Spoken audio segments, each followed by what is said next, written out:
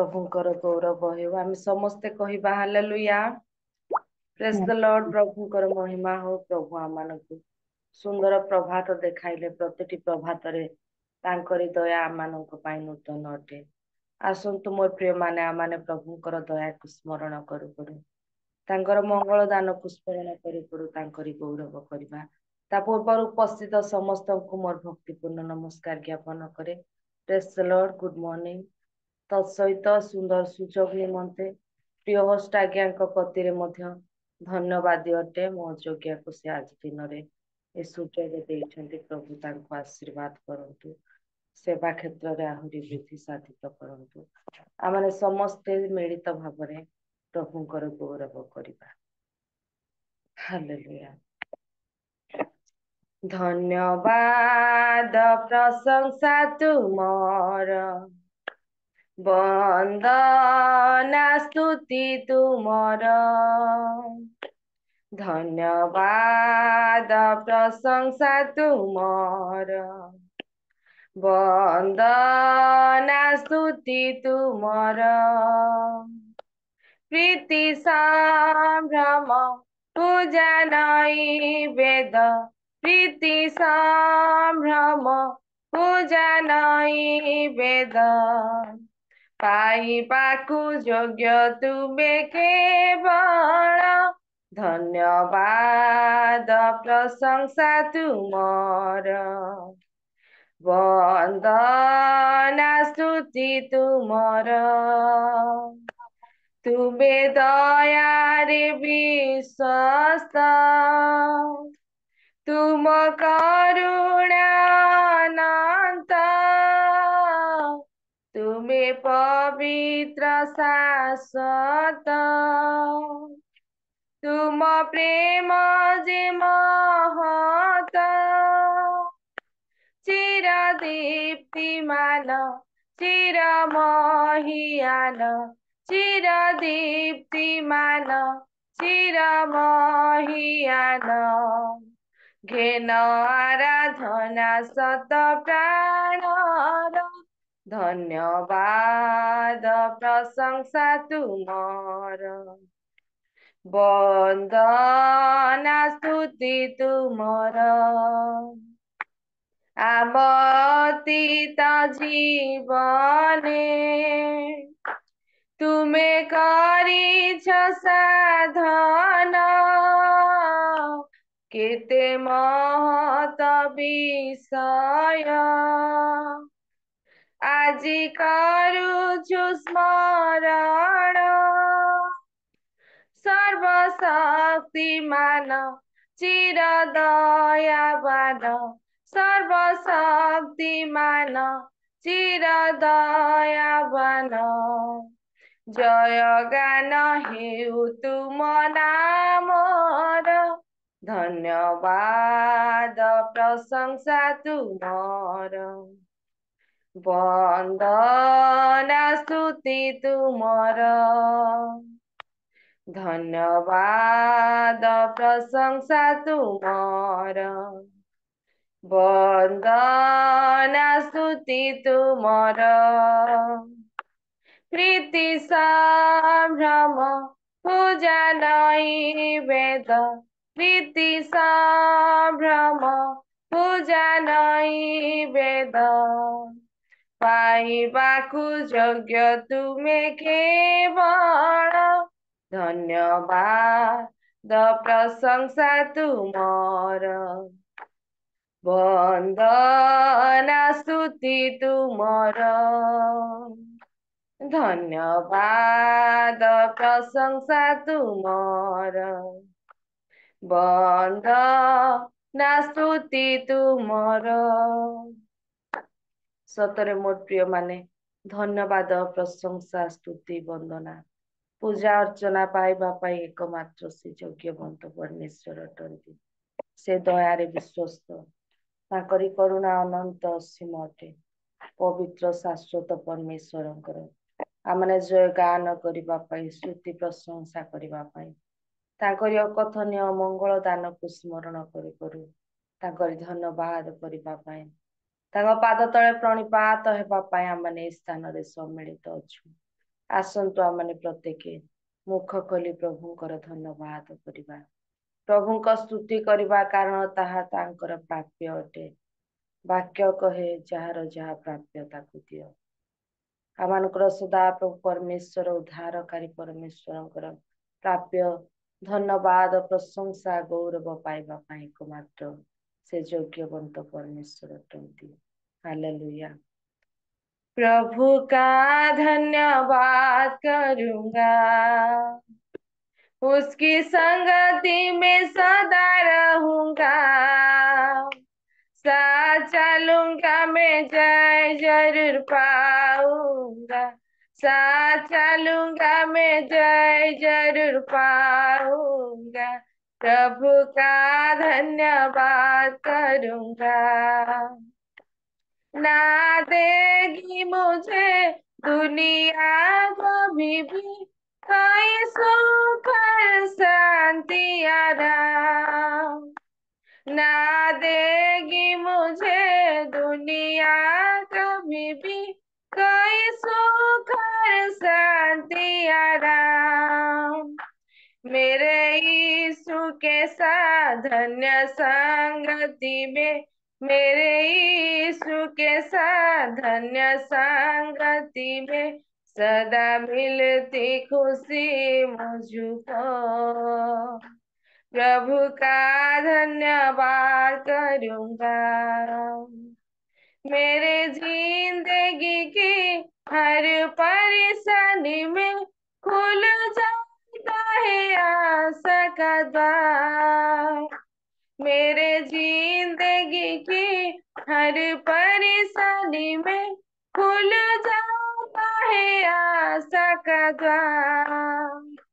कभी ना डरूंगा कभी ना हटूंगा कभी ना डरूंगा कभी ना हटूंगा चाहे जान भी देना पड़े प्रभु का धन्यवाद करूंगा कितना अच्छा है वो कितना धन्य है वो यीशु ही मेरे जीवन का साथी कितना अच्छा है वो कितना धन्य है वो यीशु ही मेरे जीवन का साथी मेरे जरूरत को पूरा करता है वो मेरी जरूरत को पूरा करता है वो कोई घटी नहीं मुझको प्रभु का धन्यवाद करूंगा मेरी आयु के दिन पग पग में सदा तेरी सेवा को पूरी करूंगा मेरी आयु के दिन पग पग में सदा तेरी सेवा को पूरी करूंगा एक बाती समान जलता रहूंगा एक बाती समान जलता रहूंगा तेरी महिमा मेरी कामना प्रभु का धन्यवाद करूंगा उसकी संगति में सदा रहूंगा साथ चलूंगा मैं जय जरूर पाऊंगा साथ चलूंगा मैं जय जरूर पाऊंगा प्रभु का धन्यवाद करूंगा धन्यवाद धन्यवाद धन्यवाद प्रशंसा गौरव महिमा प्रशंसा पूजा अर्चना आराधना पाइबा पाई एकमात्र योग्यवंत प्रियतम प्रभु तू अतुलनीय महानामर धन्यवाद करुअछु प्रशंसा करुछु गौरव करुअछु स्तुति महिमा करुछु तुम उद्धारकारी यीशु नाम को गौरव देउछु प्रभु एई समय तुम उपस्थिति को आह्वान करू करू प्रभु तुम ठारे कृतज्ञतार बलि उत्सर्ग करुअछु प्रभु तुमे दयाकारी तुमे मंगलमय तुमे उद्धारकारी तुमे करुणामय पिता परमेश्वर अट हाँ प्रभु ए दिन समय मुहूर्त रे जेपरि आमाने ସର୍ବଦା ସର୍ବ ସମୟ ସର୍ବ ନିମିଷରେ ତୁମକୁ ସାଥିରେ ଧରି ଚାଲିବାକୁ ପାରିବୁ। ତୁମେ ସର୍ବଦା ଯେ ଆମମାନଙ୍କୁ ବିଜୟତାର ମାର୍ଗରେ କଢାଇ ନେଉଛ, ଏଥିପାଇଁ ତୁମଠାରେ ଧନ୍ୟବାଦର ମନ ନେଇ କୃତଜ୍ଞତାର ମନ ନେଇ ସର୍ବଦା ତୁମ ସେବା କରିବୁ। ଏଥିପାଇଁ ତୁମେ କୃପା କର। Hallelujah, hallelujah. କ୍ଷମାର ତୁମେ ସାଗର, ସତ୍ୟ ଈଶ୍ୱର, ବନ୍ଧୁ ଆଟା ତୁମେ ସଦା ପାପୀ ମଣିଷର। କ୍ଷମାର ତୁମେ ସାଗର, ସତ୍ୟ ଈଶ୍ୱର, ବନ୍ଧୁ ଆଟା ତୁମେ ସଦା ପାପୀ ମଣିଷର। ଖୋଲି ଦିଅ ପ୍ରଭୁ କ୍ଷମାର ସେ ଦ୍ୱାର, ଧୋଇ ମତେ ପାପ ଶୁଚି କର। ମାଗୁଛି ଆଞ୍ଜୁଳେ ତୁମରି ଅନୁଗ୍ରହ, ଆଶ୍ରୟ ସହାୟ, ଆଶ୍ରୟ ସହାୟ। ତୁମେ ବନ୍ଧୁ ତୁମେ ସଖା, ମୋ ଆତ୍ମାର ସ୍ମୃତି ଶିଖା। ମୋ ଜୀବନ ଚଲା ପଥେ ମିଳୁ ସଦା ତୁମ ଦେଖା। हो ତୁମେ ବନ୍ଧୁ ତୁମେ ସଖା, ମୋ ଆତ୍ମାର ସ୍ମୃତି ଶିଖା। ମୋ ଜୀବନ ଚଲା ପଥେ ମିଳୁ ସଦା ତୁମ ଦେଖା। ପ୍ରଭୁ ହେ ଯୀଶୁ ହେ, ମନ୍ଧ ଜୀବନେ ଦିଅ ଦେଖା। ମାଗୁଛି ଆଞ୍ଜୁଳେ ତୁମରି ଅନୁଗ୍ରହ, ଆଶ୍ରୟ ସହାୟ, ଆଶ୍ରୟ ସହାୟ। ସ୍वर्ଗୀୟ ପିତା ପରମେଶ୍ୱର, ତୁମେ ଆମମାନଙ୍କର ଆଶ୍ରୟ, ତୁମେ ଆମମାନଙ୍କର ବଳ, ତୁମେ ଆମମାନଙ୍କର ଲୁଚିବାର ସ୍ଥାନ, ଦୁର୍ଦଶା କାଳରେ ଅତି ନିକଟବର୍ତ୍ତୀ ସହାୟ ପରମେଶ୍ୱର ବୋଲି ତୁମ ଗୌରବ କରୁଅଛୁ ବାପା। ହଁ, ତୁମେ ଆମମାନଙ୍କୁ ଜୀବନର ପଥ ଦେଖାଇବ, ଏଥିପାଇଁ ଧନ୍ୟବାଦ ଦିଏ। ତୁମ ସମ୍ମୁଖରେ ଯେ ଆନନ୍ଦର ପୂର୍ଣ୍ଣତା ରହିଛି, ଏଥିପାଇଁ ଧନ୍ୟବାଦ ଦିଏ। ହଁ, ତୁମ ଦକ୍ଷିଣ ପାର୍ଶ୍ୱରେ ନିତ୍ୟ ସୁଖ ଭୋଗ ରହିଛି, ତାହା ମାନଙ୍କ ଜୀବନରେ ତୁମେ ପ୍ରାପ୍ୟ କରାଇବ, ଏଥିପାଇଁ ଧନ୍ୟବାଦ ଦିଏ। ପବିତ୍ର ପିତା ପରମେଶ୍ୱର, ସ୍ୱର୍ଗୀୟ ଆବାସରେ ଆମମାନଙ୍କୁ ତୁମେ ସ୍ଥାନ ଦେବ, ଏଥିପାଇଁ ଧନ୍ୟବାଦ ଦିଏ। ତୁ ଜଗତ ରୂପ ପଥ ମଧ୍ୟରେ ଯେତେବେଳେ ପ୍ରଭୁ ତୁମେ ଜଗତରେ ଆମମାନଙ୍କୁ ଛାଡିଅଛ, ଅନେକ ପରିସ୍ଥିତି ଅନେକ ମୁହୂର୍ତ୍ତ ଆମମାନଙ୍କୁ ହଁ ତୁମରି ଠାରୁ ଦୂରକୁ ନେଇ ଯାଇଥାଏ ପ୍ରଭୁ। ହେ କରୁଣାମୟ ପିତା ପରମେଶ୍ୱର, ଆଜି ଦିନକୁ ତୁମ ପାଦ ତଳେ ସମର୍ପଣ କରେ। ପବିତ୍ର ପିତା ପ୍ରଭୁ, ତୁମେ ଦୟା କର। ଆଜି ଦିନର ସର୍ବଗତି ପରିସ୍ଥିତିରେ ତୁମେ ଆମ ସହିତ ଇମ୍ମାନୁଏଲ ପରମେଶ୍ୱର ହୋଇ ରୁହ। ହେ ପିତା ପରମେଶ୍ୱର, ମୁଁ ପୁଣି ଯେତେକ ମାନେ ଆଜିର ଯୋଉ ମଣ୍ଡଳୀ ମଧ୍ୟରେ ଉପସ୍ଥିତ ହୋଇଅଛୁ, ପ୍ରତ୍ୟେକ ସମର୍ପିତ ମନରେ ପ୍ରାର୍ଥନା କରୁଅଛୁ। ପ୍ରତ୍ୟେକଙ୍କୁ ଅଧିକାର କର, ପ୍ରତିଟି ଜୀବନର ଆଶା ଆକାଂକ୍ଷା ମାଗୁଣି ଚିନ୍ତାକୁ ତୁମେ ପୂର୍ଣ୍ଣ କର। ପ୍ରତିଟି ପରିବାର ବୋଝକୁ ତୁମେ ନିଅ। ଆଜି ଦିନରେ ପ୍ରଭୁ ବାହାରେ ଗଲେ ଭିତରେ ଆସିଲେ ତୁମେ ଆମମାନଙ୍କର ସହିତରେ ରୁହ। ତୁମ ଧାର୍ମିକତା ରୂପ ପଥରେ ଚାଲିବା ପାଇଁ ଆମମାନଙ୍କୁ ତୁମେ ଶିକ୍ଷା ଦିଅ। ତୁମରି ବାକ୍ୟ ଦ୍ଵାରା ସଚେତନ କର। ତୁମ ସ୍ୱର୍ଗୀୟ ପଥର ଯାତ୍ରୀ ହଉ ସ୍ୱର୍ଗ ରାଜ୍ୟରେ ଯେପରି ଆମେ ପ୍ରବେଶ କରିବୁ ଜୀବନର ଶେଷରେ, ଏପରି ତୁମେ କରୁଣା କର। ଗୌରବ ମହିମା ପ୍ରଶଂସା ପୂଜା ଅର୍ଚ୍ଚନା ତୁମେ ପାଅ। ଆଜି ସକଳ କାର୍ଯ୍ୟକୁ ତୁମେ ପରିଚାଳନା କରୁଛ, ଧନ୍ୟବାଦ। ଏବିଟା ଆରମ୍ଭ କରିଅଛ ସମାପ୍ତି ପର୍ଯ୍ୟନ୍ତ ତୁମ ଦିବ୍ୟ ଉପସ୍ଥିତିରେ ସବୁ କାର୍ଯ୍ୟ କରି ଗୌରବ ମହିମା ପ୍ରଶଂସା ଯୁଗେ ଯୁଗେ ତୁମେ ପାଅ ବୋଲି ଯୀଶୁଙ୍କ ନାମରେ ପ୍ରାର୍ଥନା ଉତ୍ସର୍ଗ କରି ମାଗିଲୁ ପିତା। ଆମେନ୍। आमेन आमेन आमेन। धन्यवाद दीदी। प्रभु आपनको बहुल भाव आशीर्वाद करंतु।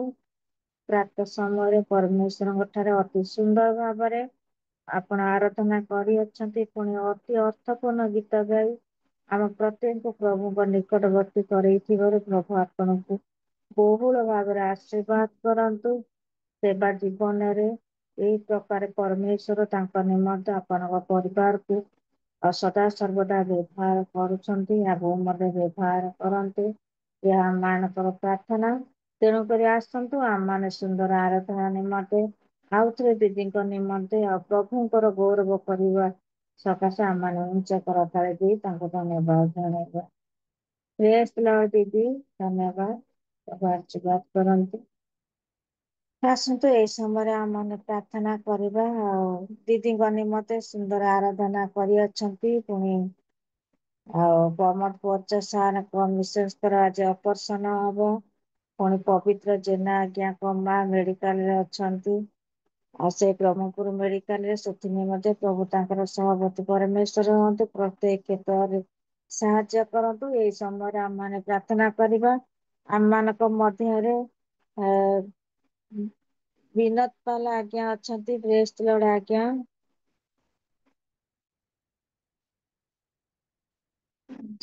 विनोद पाल आज्ञा शुणी पानी जुगल जेना आज्ञा प्रेस जुगल सार प्रेस लड़ आज्ञा Lord, praise the Lord. Press लड़ आज्ञा आपण ये सब प्रार्थना करंतु अपनी वाक्य निमंते मध्य प्रार्थना करंतु। ओके प्रार्थना करिबा। पवित्र पवित्र अति पवित्र आम्भମାନଙ୍କର स्वर्गस्थ पिता तुमर महत पवित्र महानामर धन्यवाद करुछु प्रिय प्रभु तुमे आमनको अनुग्रह करी ए मुहूर्त पर्यंत जगत रे जीवित मानक मध्यरे नाम स्थान देइछ तुमर विविध दया करुणा हेतु प्रभु जगत रे माने बंचिछु अनुग्रह कल ओडिशार विभिन्न स्थानरू ए जूम रे जोग देई आजिर प्रातः काल रे तुम सेवा आराधना करिवार अवकाश प्रभु आमनको देइछ बोली धन्यवाद करुछु प्रिय प्रभु प्रातः काल रे प्रिय दासी द्वारा सुंदर प्रभु वर्शिप करिवार सुजोग प्रभु तुमे देल आउ तांको प्रभु मुख द्वारा तुमे गौरवान्वित हेल सेतिपाई मु तुमर धन्यवाद करुछि प्रिय दासी की परिवार को तुमे आशीर्वाद कर तही संगे संगे वर्तमान तुमर जीवंत वाक्य आम श्रवण करने जीवु तुम दासन को मध्य प्रभु तुम्हें व्यवहार कर पवित्र आत्मा शक्ति रे तांको परिपूर्ण कर तांको मुखर वाक्य द्वारा माने जेपरि उत्साहित हबु अनुग्रह कर प्रिय प्रभु सेही परि ए समय तुम चरण तले विशेष विनम्र भाव में प्रार्थना करुछु तुम दास प्रमोद परिचा आज्ञा मिसेसंकर आज प्रभु जो ऑपरेशन बार रही निवेदन प्रार्थना करुछु प्रभु तांकर ऑपरेशन जपरि सक्सेसफुल हबो आउ से संपूर्ण भाव में सुस्थता आरोग्यता लाभ करिवे अनुग्रह कर एवं आजिर परिचालिका महाशया को मद तुम हस्तर दउछि तांको मत आशीर्वाद कर प्रारंभ शेष पर्यंत उत्तम भाव से परिचालना करिवे साहाय्य कर तही संगे संगे उपस्थित प्रत्येक व्यक्ति विशेष को प्रत्येक परिवार को एवं जो विषयटी मु भूली जाइछि प्रार्थना करि पारि नाही से सकल विषय को तुम हस्तरे समर्पण करी प्रभु जीशु ख्रीष्टଙ୍କ नामरे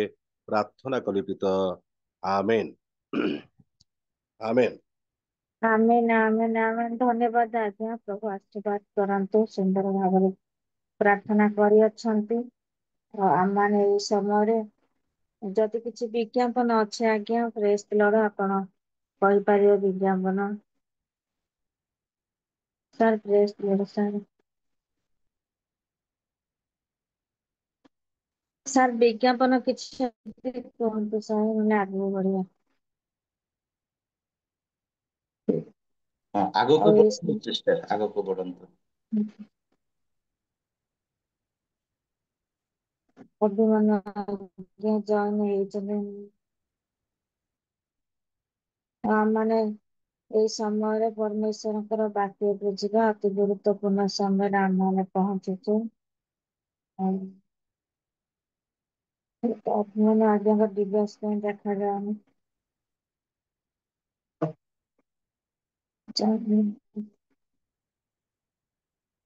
ସାର୍ ବୋଧେ ଜଏନ୍ ହେଇନାହାନ୍ତି କୁହନ୍ତୁ।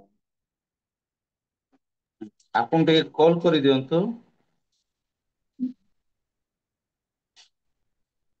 ଆଉ ସେତିକି ଭିତରେ ମୁଁ ବିଜ୍ଞାପନ କହୁଛି, ଆପଣ କଲ୍ କରିଦିଅନ୍ତୁ ସିଷ୍ଟର। ଆଉ ରିଏଲ ମିଷ୍ଟି ଅଫ୍ ଇଣ୍ଡିଆ ଆନୁକୂଲ୍ୟରେ ଅନୁଷ୍ଠିତ ପ୍ରାତଃକାଳ ଉପାସନାରେ ଉପସ୍ଥିତ ପ୍ରତ୍ୟେକଙ୍କୁ ମୁଁ ନମସ୍କାର ଜଣାଏ। ସମସ୍ତଙ୍କୁ ନମସ୍କାର, ପ୍ରେଜ୍ ଦ ଲର୍ଡ। ଆଉ ଆମେ ଦୁଃଖିତ ଅଟୁ, କାରଣ ଆଜିର ଇଣ୍ଟରସେସରୀ ପ୍ରେୟର ହେଇପାରିଲା ନାହିଁ। ମୋବାଇଲ ସୁଇଚ୍ ଅଫ୍ ହେଇଯାଇଥିଲା, ଆମେ ଜାଣିପାରିଲୁ ନାହିଁ। କିନ୍ତୁ ଗୋଟିଏ ବିଷୟ ଆମମାନେ ପ୍ରାର୍ଥନା କରିବା, ଗୋଟିଏ ବିଷୟ ପାଇଁ ଆମମାନଙ୍କର ରିଏଲ ମିଷ୍ଟି ଅଫ୍ ଇଣ୍ଡିଆର 4ର୍ଥ ଗେଟ୍ ଟୁଗେଦର କାର୍ଯ୍ୟକ୍ରମ ଅକ୍ଟୋବର ମାସ ଆଉ 8, 9, 10ରେ ଅନୁଷ୍ଠିତ ହେବ ଉଟି ନାମକ ଦର୍ଶନୀୟ ସ୍ଥାନରେ। ଆଉ ବର୍ତ୍ତମାନ ରେଜିଷ୍ଟ୍ରେସନ କାର୍ଯ୍ୟକ୍ରମ ଚାଲିଛି। ଲାଷ୍ଟ ଡେଟ୍ ହଉଛି ଜୁଲାଇ 30। ଜୁଲାଇ 31 ହେଉଛି ଲାଷ୍ଟ ଡେଟ୍। ବର୍ତ୍ତମାନ ପର୍ଯ୍ୟନ୍ତ ଯେଉଁମାନେ ରେଜିଷ୍ଟ୍ରେସନ କରିନାହାନ୍ତି, ଆପଣମାନଙ୍କୁ ଆମେ ସ୍ୱାଗତ କରୁଛୁ, ନିମନ୍ତ୍ରଣ କରୁଛୁ, ଅନୁରୋଧ ମଧ୍ୟ କରୁଛୁ। ଆପଣମାନେ ଯଥାଶୀଘ୍ର ରେଜିଷ୍ଟ୍ରେସନ କରିଦିଅନ୍ତୁ। ଆଉ 4ର୍ଥ ଗେଟ୍ ଟୁଗେଦର କାର୍ଯ୍ୟକ୍ରମର ଆଉ ସଭାପତି ରେଭରେଣ୍ଡ ପ୍ରମୋଦ ପରିଛା ଆଜ୍ଞାଙ୍କ ସହିତ ଯୋଗାଯୋଗ କରି ଯାହା ରେଜିଷ୍ଟ୍ରେସନ ଫିଜ୍ ରହିଛି 2400 ଟଙ୍କା, ଯାକେ ଏକୋମେଣ୍ଡେସନ ଏବଂ ଫୁଡିଂ ପାଇଁ ତା ଆପଣ ପ୍ରଦାନ କରିପାରିବେ, ପଠେଇ ପାରିବେ। ଏକାଥରେ ସବୁ ପଇସା ଦେଇ ନ ପାରିଲେ ଆଉ 1000 ଦେଇକି ରେଜିଷ୍ଟ୍ରେସନ କରିପାରିବେ। ଆଉ ବାକି ଆଉ 1400 ଟଙ୍କାକୁ ଆଉ 2ଟି କିସ୍ତିରେ ଆଉ ଅଗଷ୍ଟ ସେପ୍ଟେମ୍ବର ମାସ ମଧ୍ୟରେ ଆପଣମାନେ ଦେଇପାରିବେ। ତେବେ ଅନେକ ପ୍ରଭୁଙ୍କର ଦାସ ଦାସୀ ମାନେ ଆଉ ପରିପକ୍ୱ ଆତ୍ମିକ ପ୍ରଭୁଙ୍କର ଦାସ ଦାସୀ ମାନେ ରେଜିଷ୍ଟ୍ରେସନ କରିଛନ୍ତି। ଆପଣମାନେ ବି ଆସନ୍ତୁ, ଏହା ଆମମାନଙ୍କର ଇଚ୍ଛା। ଆଉ ଅଗଷ୍ଟ ମାସ 5, 6ରେ ଆମମାନଙ୍କର ରିଜର୍ଭେସନ କରାହେବ। ଆଉ 2 ସ୍ଥାନରୁ ଟ୍ରେନଟା ଯୋଉ ବାହାରିବ, ଯାହାକି ଭୁବନେଶ୍ୱର ଆଉ କଟକ ଭୁବନେଶ୍ୱର ଆଉ ଜଟନୀ ଖୋର୍ଦ୍ଧା ଯେଉଁ ପୁରୀ ଆଉ ସବୁ ଗୋଟିଏ ଟ୍ରେନରେ ବାହାରିବେ। ବେରାମପୁର ପଲାସା ଗୋଟିଏ ଟ୍ରେନରେ ବାହାରିବେ। ଆପଣମାନଙ୍କୁ ଅନୁରୋଧ କରୁଛି, ସେ ଏରିଆରୁ ଯେଉଁମାନେ ଆଉ ଟ୍ରେନରେ ଆଉ ଯିବା ପାଇଁ ଚାହୁଁଛନ୍ତି, ଆପଣମାନେ ଆଉ ପ୍ରଭୁଙ୍କ ଦାସ ପରିଛା ଆଜ୍ଞାଙ୍କ ସହିତ ଯୋଗାଯୋଗ କରନ୍ତୁ। ସେ ଆପଣମାନଙ୍କୁ ସେ ଟ୍ରେନର ବିଷୟରେ ସେ ପୁଙ୍ଖାନୁପୁଙ୍ଖ ଭାବରେ ଅବଗତ କରାଇବି। ଆଉ ଯେଉଁମାନେ ଆମର ଏପଟରୁ ସମ୍ବଲପୁର, ବଲାଙ୍ଗୀର, ବରଗଡ଼ ଆଉ ଝାରସୁଗୁଡ଼ା, ରାୟଗଡ଼ା ଯେଉଁମାନେ ଏ ସାଇଡ଼ରୁ ବାହାରୁଛନ୍ତି ଯିବା ପାଇଁ, ସେମାନେ ମୋ ସହିତ ଯୋଗାଯୋଗ କରନ୍ତୁ। ମୁଁ ଆଉ ଆପଣମାନଙ୍କୁ ସେ ଟ୍ରେନର ବିଷୟରେ ପୁଙ୍ଖାନୁପୁଙ୍ଖ ଭାବରେ ମୁଁ ଅବଗତ କରାଇବି। ଆମମାନେ ସମସ୍ତେ 6 ତାରିଖ ଦିନ ବାହାରିବା, 7 ତାରିଖ ଦିନ ପହଞ୍ଚିବା। ଆଉ 7 ତାରିଖ ଦିନ ପହଞ୍ଚିଲା ପରେ ଏକ ବଡ଼ ମ୍ୟୁଜିକ୍ ସୋରୁମ୍ ଭିଜିଟ୍ କରିବା। ତାପରେ ଆଉ ତାପରେ ଗୋଟେ ବାପ୍ଟିଷ୍ଟ ବାଇବଲ ଥିଓଲୋଜି କଲେଜ ମାନେ ଭିଜିଟ୍ କରିବା। ସେଠାରେ ଲଞ୍ଚର ବ୍ୟବସ୍ଥା କରାଯାଇଛି। ସେଇଠୁ କଟାଗିରି ଯିବା, ଯେଉଁ ସ୍ଥାନରେ ଆମମାନଙ୍କର ମିଟିଂ ରହିବ। ଆଉ ଆମମାନେ କଟାଗିରି ପହଞ୍ଚିଲା ପରେ 7 ତାରିଖ ଆମମାନେ କୋଟାଗିରି ପହଞ୍ଚିବା। ଆଉ 8 ତାରିଖ ଆମମାନଙ୍କର ଗେଟ୍ ଟୁଗେଦର ପ୍ରୋଗ୍ରାମ ଗୋଟିଏ ଦିନର ରହିଛି। ଆଉ 9 ତାରିଖ ଦିନ ଆମମାନଙ୍କର ଉଟି ଯେତେ ଟୁରିଷ୍ଟ ପ୍ଲେସ୍ ଗୁଡ଼ାକୁ ଆମମାନେ ଭିଜିଟ୍ କରିବା। ଆଉ ସେଇ 9 ତାରିଖ ଇଭିନିଂରେ ଆମମାନଙ୍କର କ୍ୟାମ୍ପ ଫାୟାର ପ୍ରୋଗ୍ରାମ ରହିବ। ତାପରେ 10 ତାରିଖ ଏର୍ଲି ମର୍ଣ୍ଣିଂ ଆମମାନେ ମହୀଶୂର ପଟେ ଯାତ୍ରା କରିବା। ଆଉ ଯେତେବେଳେ ମହୀଶୂର ଯାଉଛୁ, ରାସ୍ତାରେ ଯେତେ ଦର୍ଶନୀୟ ସ୍ଥାନ ସବୁ ରହିଛି, ଆଉ ସବୁ ଦର୍ଶନୀୟ ସ୍ଥାନ ଗୁଡ଼ାକ ଭିଜିଟ୍ କରି କରି ମହୀଶୂର ପହଞ୍ଚିବା। ମହୀଶୂର ପହଞ୍ଚିଲା ପରେ ସେଠାରେ ଟିପୁ ସୁଲତାନଙ୍କର ରାଜପ୍ରସାଦ ମଧ୍ୟ ଦେଖିବା। ଏକ ବଡ଼ ଚର୍ଚ୍ଚ ମଧ୍ୟ ଦେଖିବା। ରାସ୍ତାରେ ନ୍ୟାସନାଲ୍ ପାର୍କ ମଧ୍ୟ ଦେଖିବା। ଆଉ ଗଲାବେଳକୁ ଏକ ଏବାଉଣ୍ଡେଡ଼ ସାରେଣ୍ଡର ଅରଫାନ୍ ଏଇଭଳିଆ ପିଲାମାନେ ଥିବା ଗୋଟେ ବଡ଼ ହଷ୍ଟେଲ ମଧ୍ୟ ଯିବା, ଫିଙ୍ଗା ଯାଇଥିବା ଜନ୍ମ କରିକି ଫିଙ୍ଗି ଦେଇଥିବା ପିଲାମାନଙ୍କୁ ନେଇ ସେଠାରେ ରଖନ୍ତି, ସେଇଭଳିଆ ହଷ୍ଟେଲ ବି ଭିଜିଟ୍ କରିବା, ଆଉ ସେଠାରେ ଲଞ୍ଚର ବ୍ୟବସ୍ଥା ବି ରହିବ। ତାପରେ ଦିନ ସାରା ମହୀଶୂର ବୁଲିଲା ପରେ ରାତିରେ ଟ୍ରେନ୍ ଅଛି, ରାତି ଟ୍ରେନରେ ଆମମାନେ ଆଉ ବେକ୍ କରିବା। ତେଣୁ ମୁଁ ଆପଣମାନଙ୍କୁ ଅନୁରୋଧ କରୁଛି, ବର୍ତ୍ତମାନ ପର୍ଯ୍ୟନ୍ତ ଯେଉଁମାନେ ଆଉ ରେଜିଷ୍ଟ୍ରେସନ କରିନାହାନ୍ତି ଆପଣମାନେ ରେଜିଷ୍ଟ୍ରେସନ କରିଦିଅନ୍ତୁ। ଆଉ ଆମମାନଙ୍କର ଗେଟ୍ ଟୁଗେଦର କାର୍ଯ୍ୟକ୍ରମର ସଫଳତା ନିମନ୍ତେ ଆମେ ପ୍ରାର୍ଥନା କରିବା। ଆମମାନଙ୍କ ମଧ୍ୟରେ ଅଛନ୍ତି ପ୍ରଭୁଙ୍କର ଦାସ ଆଉ ରେଭରେଣ୍ଡ ପ୍ରମୋଦ ପରିଛା ଆଜ୍ଞା, ଆଉ ପ୍ରଭୁ ଯୀଶୁଙ୍କ ନାମରେ ମୁଁ ସ୍ୱାଗତ କରୁଛି। ପ୍ରଭୁଙ୍କ ଦାସ ସମ୍ମୁଖକୁ ଆସିବି, ଗେଟ୍ ଟୁଗେଦର କାର୍ଯ୍ୟକ୍ରମର ସଫଳତା ନିମନ୍ତେ ଆପଣ ପ୍ରାର୍ଥନା କରନ୍ତୁ ସାର୍। ହଁ, ସାର୍ ପ୍ରେଜ୍ ଦ ଉପସ୍ଥିତ ଲର୍ଡ ସାର୍। ସମସ୍ତ ନମସ୍କାର, ଆସନ୍ତୁ ପ୍ରେଜ୍ ଦ ଲର୍ଡ ପ୍ରାର୍ଥନା କରିବା। ସାର୍ ପ୍ରେଜ୍ ଦ ଲର୍ଡ। ପ୍ରାର୍ଥନା ଅନୁରୋଧ ଗୋଟେ ଅଛି। ହଁ କୁହନ୍ତୁ ସିଷ୍ଟର। ମୋର ମୁଣ୍ଡ ବ୍ୟଥା ବହୁତ ହଉଛି, ଆଉ ଆଖି ବି ଟିକେ ଭଲ ଦେଖା ଯାଉନି। ଆଜି ଟିକେ ଡକ୍ଟରଙ୍କୁ ଦେଖେଇବାର ଅଛି, ଯେପରିକି ପ୍ରଭୁ ଉଚିତ ମାନେ ଭଲ ଡକ୍ଟର ପ୍ରଭୁ ଯୋଗାଇବେ, ସେଥିପାଇଁ ପ୍ରାର୍ଥନା କରିବେ। ମୋର ସମ୍ପୂର୍ଣ୍ଣ ସୁସ୍ଥତା ପାଇଁ ପ୍ରାର୍ଥନା କରିବେ। ହୁଁ, ଆସନ୍ତୁ ପ୍ରାର୍ଥନା କରିବା। ଧନ୍ୟବାଦ ଦଉଛି ପ୍ରଭୁ ତମ ପ୍ରେମ ନିମନ୍ତେ, ତମର ଅନୁଗ୍ରହ ନିମନ୍ତେ, ତମର ଦୟା ନିମନ୍ତେ। ତୁମେ ଦୟା କରିନଥିଲ ପ୍ରଭୁ, ଆମମାନେ ଏଇ ଦିନ, ଏ ପ୍ରଭାତ, ଏ ମୁହୂର୍ତ୍ତ ଆମମାନେ ଦେଖି ପାରିନଥାନ୍ତୁ। ତୁମେ ଅନୁଗ୍ରହ ପରେ ଅନୁଗ୍ରହ କରୁଛ, ଦୟା ପରେ ଦୟା କରି ସମସ୍ତ ପ୍ରକାର ଅଭାବ ଅନାଟନ ସମସ୍ୟାର ଦୂର ପ୍ରଭୁ ଆମମାନଙ୍କୁ ସୁରକ୍ଷା ଦେଇ ଆଣୁଛ। ତେଣୁ ତୁମର ପବିତ୍ର ମହତ ନାମକୁ ଧନ୍ୟବାଦ ଦେଇ ଆମମାନେ ସେ ପ୍ରକାର ଧର୍ମ କର୍ମ ନଥିଲେ ମଧ୍ୟ ଆମମାନଙ୍କୁ ପ୍ରଭୁ ତୁମେ ଆମେ ପାସ୍ ସରିଗଲେ ମଧ୍ୟ ପ୍ରଭୁ ତୁମେ ଆମମାନଙ୍କୁ ସ୍ମରଣ ରଖି ସମସ୍ତ ବିଷୟ ପ୍ରଭୁ ଆଶୀର୍ବାଦ କରିନଉଛ। ଏବେ ତ ଯେ ପ୍ରକାର ତୁମକୁ ଭୁଲି ନଦିଅ, ପାସ୍ ସରି ନଦିଅ, ତୁମର ଗୌରବ କରିବୁ, ତ ପ୍ରଶଂସା କରି ତୁମେ ସୁନ୍ଦର ପ୍ଲାଟଫର୍ମ ଦେଇଛ ପ୍ରଭୁ।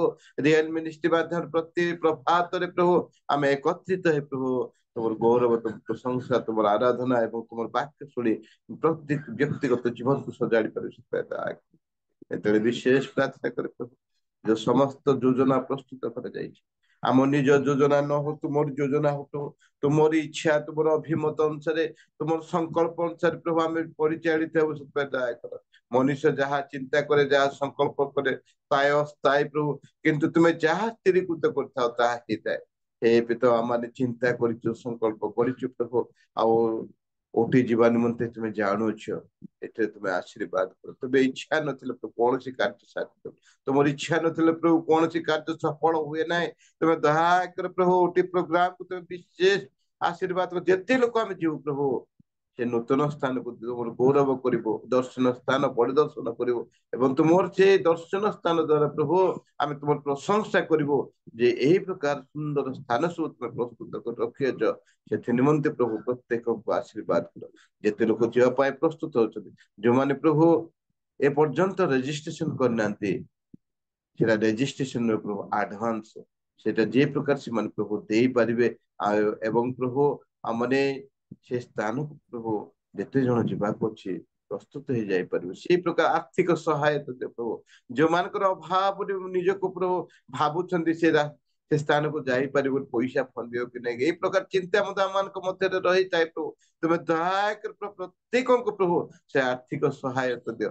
ସେ ଗେଟ୍ ଟୁଗେଦର ତୁମର ଗୌରବ, ତୁମର ପ୍ରଶଂସା କରିବା ନିମନ୍ତେ ପ୍ରଭୁ ସେମାନଙ୍କ ମଧ୍ୟରେ ସେ ବିଶ୍ୱାସ ଯୁକ୍ତ ଶକ୍ତି ପ୍ରଦାନ କରି ପ୍ରଭୁ ସେମାନଙ୍କୁ ଆର୍ଥିକ ସହାୟତା କର। ଏବେ ତ ଯୋଉ ଯେତେ ଲୋକ ଜଡିତ ହେଇଛି ସମସ୍ତଙ୍କ ପ୍ରତି, ରିଏଲ ମିନିଷ୍ଟ୍ରି ପ୍ରତି, ଆଉ ଯେତେ ଲୋକ ଆମେ ପ୍ରଭୁ ଏ ବାକ୍ୟ ଆରାଧନାରେ ପ୍ରଭୁ ଅଂଶଗ୍ରହଣ କରିବୁ, ସମସ୍ତ ପ୍ରତି ସହାୟ ହଉ। ଜୀବନ୍ତ ଯୀଶୁ ପ୍ରତି ମଧ୍ୟ ମାଗୁଛି, ଆମେନ।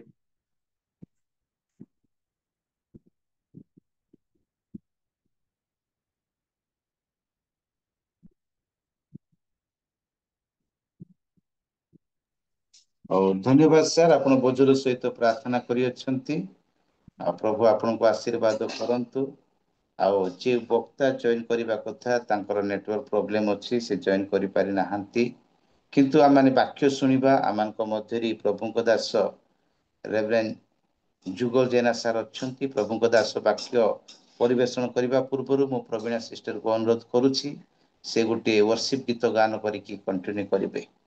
ତାପରେ ସେ ଆଗକୁ କଢେଇ ନେବେ ଆଜିର ଉପାସନାକୁ।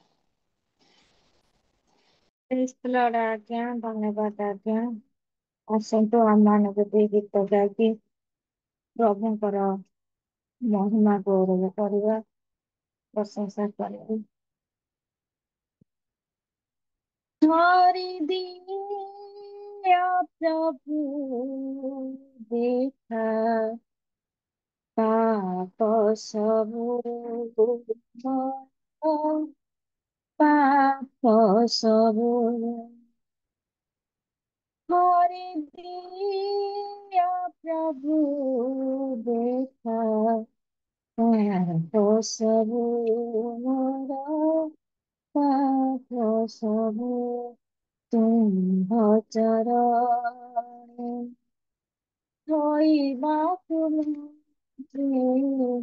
तुम्भ चरणे धोइबाकु मुझे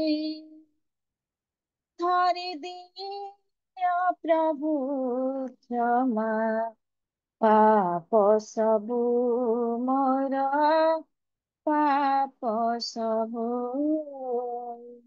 अनुताप नीरा कान्दी मन्तर अनुताप नीरा कान्दी मन्तर कान्दी मन्तर आश्रा दियो मोती तुमरी प्रयार तुमरी प्रयार दया क्षमा पाई हेरिछि आजी मुझे प्रभु যিশুଙ୍କର थरी दिया प्रभु क्षमा पाप सबु मोर पाप सबु थरी दिया प्रभु क्षमा पाप सबु मोर पाप सबु नित्य चिंता मो ହୋଇଛି ପ୍ରାଣ ହେଉଛି ପ୍ରାଣ ଜଗତର ମା ଘେରୁଛି ପ୍ରଚୁର ଘେରୁଛି ପ୍ରଚୁର ନିତ୍ୟ ଚିନ୍ତା ମୋର ହେଉଛି ପ୍ରାଣ ହେଉଛି ପ୍ରାଣ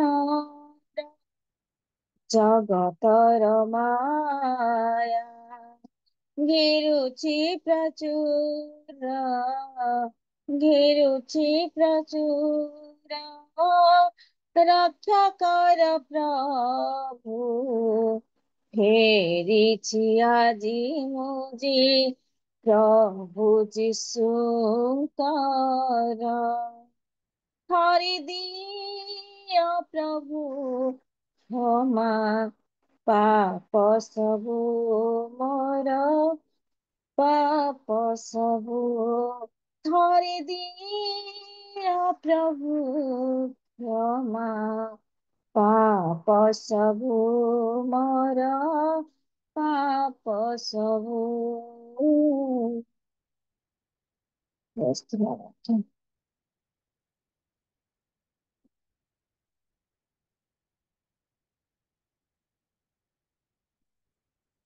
ଆଉ ଗୋଟେ କୋର୍ସ ଗାଇଦେବା କି ସାରେ ସାରା ଆସିବ ଲର୍ଡ ଆଜ୍ଞା ପ୍ରଭୁଙ୍କ ନାମକୁ ଧନ୍ୟବାଦ ଦବା ସଙ୍ଗେ ସଙ୍ଗେ ପୁଣି ବିଶେଷ ଭାବରେ ଯୁଗଳ ସାରଙ୍କୁ ମୋ ହୃଦୟର ସହିତ ଧନ୍ୟବାଦ ଦିଏ।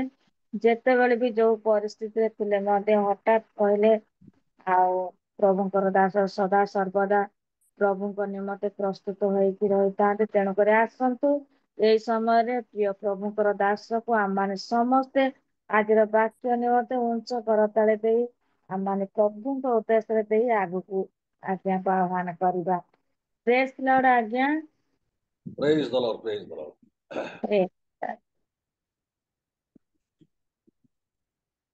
ପ୍ରଭୁଙ୍କର ମହତ୍ ନାମର ଧନ୍ୟ ହଉ। ପ୍ରଭୁଙ୍କର ମହତ୍ ନାମର ଧନ୍ୟ ହଉ। ପ୍ରଭୁ ଆମମାନଙ୍କୁ ଅନୁଗ୍ରହ କରି ଆଜିର ପ୍ରାତଃ କାଳରେ ତାଙ୍କ ଚରଣ ତଳେ ବସିବା ପାଇଁ ସୁନ୍ଦର ସୁଯୋଗ ଦେଇଛନ୍ତି। ତେଣୁ ମୁଁ ବିଶେଷ ପରମେଶ୍ୱରଙ୍କୁ ଧନ୍ୟବାଦ ଦିଏ ଏବଂ ଉପସ୍ଥିତ ପ୍ରତ୍ୟେକ ପ୍ରଭୁଙ୍କର ଦାସଦାସୀ ମାନଙ୍କୁ ମୋର ଭକ୍ତିପୂର୍ଣ୍ଣ ନମସ୍କାର ଜଣାଏ। ନମସ୍କାର। ଆଉ ବିଶେଷ ଆଜି ଲିଡିଂ କରୁଥିବା ସିଷ୍ଟର ପ୍ରବୀଣା ମଲ୍ଲିକଙ୍କୁ ଧନ୍ୟବାଦ ଦେବି। ମତେ ସେ ସୁନ୍ଦର ଭାବରେ ଆହ୍ୱାନ କରିଛନ୍ତି। ପ୍ରଭୁ ତାଙ୍କୁ ଆଶୀର୍ବାଦ କରନ୍ତୁ ଏବଂ ସେହିପରି ଆମମାନଙ୍କର ସିଷ୍ଟର ଜସ୍ମିନ ଲିମା ବହୁତ ହୃଦୟସ୍ପର୍ଶୀ ଗୀତ ଗୁଡିକ ଗାଇ ସେ ଆମମାନଙ୍କୁ ଉତ୍ସାହିତ କରିଛନ୍ତି। ପ୍ରଭୁ ତାଙ୍କୁ ମଧ୍ୟ ପ୍ରଚୁର ଭାବରେ ଆଶୀର୍ବାଦ କରନ୍ତୁ ଏବଂ ଆମମାନଙ୍କର ରିଏଲ ମିନିଷ୍ଟ୍ରି ଅଫ ଇଣ୍ଡିଆର ହୋଷ୍ଟ ମହାଶୟ ରେଭରେଣ୍ଡ ପିଟର କୁମାର କର ମତେ ଏ ସୁନ୍ଦର ସୁଯୋଗ ଦେଇଥିବାରୁ ମଧ୍ୟ ମୁଁ ତାଙ୍କୁ ଧନ୍ୟବାଦ ପ୍ରଦାନ କରେ। ସେ ଯାହା ଆସନ୍ତୁ ଆମେ ଅଳ୍ପ ସମୟ ପ୍ରଭୁଙ୍କ ଜୀବନ୍ତ ବାକ୍ୟରୁ ଶ୍ରବଣ କରିବା। ଆଉ ତେବେ ଆମେ ପ୍ରଭୁଙ୍କୁ ଗୌରବ ଦେବା ନିମନ୍ତେ ମୁଁ ପୁନର୍ବାର ସଂକ୍ଷିପ୍ତରେ ପ୍ରାର୍ଥନା କରିବି, ତାପରେ ବାକ୍ୟ ମତ। ପ୍ରେମମୟ ମାନଙ୍କର ସ୍ୱର୍ଗସ୍ଥ ପିତା, ତୁମର ମହତ ପବିତ୍ର ମହାନାମର ଧନ୍ୟବାଦ କରୁଛୁ। ପ୍ରିୟ ପ୍ରଭୁ, ସବୁବେଳେ ତୁମର ଗୌରବ କରିବା ଏମାନଙ୍କର କର୍ତ୍ତବ୍ୟ ଅଟେ। ତୁମକୁ ପ୍ରଧାନ ସ୍ଥାନ ଦେବା ଆମର କର୍ତ୍ତବ୍ୟ ଅଟେ। ପ୍ରିୟ ପ୍ରଭୁ, ଆମମାନଙ୍କର କୌଣସି ଭକ୍ତି କିମ୍ବା କୌଣସି ଧାର୍ମିକତା ନୁହଁ ପ୍ରଭୁ, କି କୌଣସି ଆମମାନଙ୍କର ଜ୍ଞାନ କି ବଳ ନୁହେଁ ପ୍ରଭୁ। କେବଳ ତୁମ ଦୟା, ତୁମ କରୁଣା, ତୁମ ଅନୁଗ୍ରହ ଆମ ସହିତ ରହିଛି, ସେଥିପାଇଁ ଧନ୍ୟବାଦ କରୁଛୁ। ତୁମେ ବକ୍ତା ହୋଇ କଥାକୁ ଆମେ ପ୍ରତ୍ୟେକ ଶ୍ରୋତା ମାତ୍ର ତୁମ ବାକ୍ୟ ଶ୍ରବଣ କରି ଆତ୍ମିକ ଜୀବନରେ ଆମେ ବୃଦ୍ଧି ପାଇବୁ। ଅନୁଗ୍ରହ କର। ଯୀଶୁଙ୍କ ନାମରେ ପ୍ରାର୍ଥନା କଲି ପିତା, ଆମେନ୍। ତେବେ ଆସନ୍ତୁ ଆଜିର ପ୍ରସଙ୍ଗ ନିମନ୍ତେ ଯେଉଁ ଅଂଶଟି ଆମେ ପାଠ କରିବା, ମୁଁ ଆପଣମାନଙ୍କ ନିକଟରେ 4 ପ୍ରକାର କଣ୍ଡିସନାଲ ବ୍ଲେସିଂ ଉପରେ କହିବା ପାଇଁ ଚାହିଁବି। ମାନେ ଗୋଟିଏ ସର୍ତ୍ତ ରହିଛି, 4 ପ୍ରକାର ସର୍ତ୍ତ ରହିଛି। ସେଇ 4 ପ୍ରକାର ସର୍ତ୍ତରେ ଯୋଉ ଆଶୀର୍ବାଦ ରହିଛି ସେ ବିଷୟରେ ଆମେ ଆଜି ଆଲୋଚନା କରିବା। ଆଉ ପ୍ରଥମ ସର୍ତ୍ତ ହଉଛି ଯାହାକୁ ଅବ୍ରାହମକୁ କୁହାଯାଇଥିଲା, ଆଦି ପୁସ୍ତକ 12 ପର୍ବର 1ରୁ 3 ପଦ ପର୍ଯ୍ୟନ୍ତ ପଢିବେ। କେହି ଜଣେ ପଢନ୍ତୁ।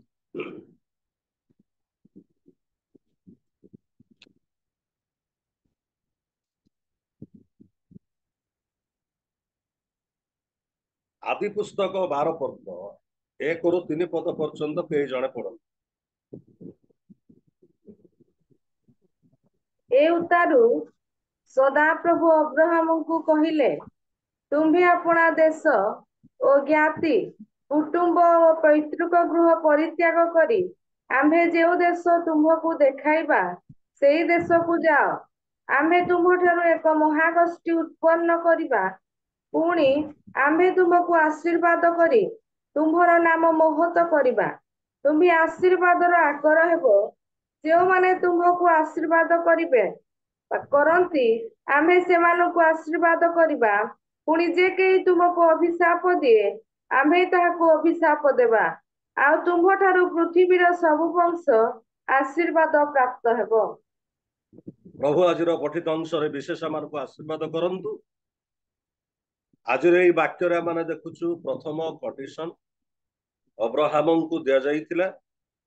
ଇଏ ଏକ ପଦରେ ଏକ କଣ୍ଡିସନ ବା ଏକ ସର୍ତ୍ତ ରହିଛି।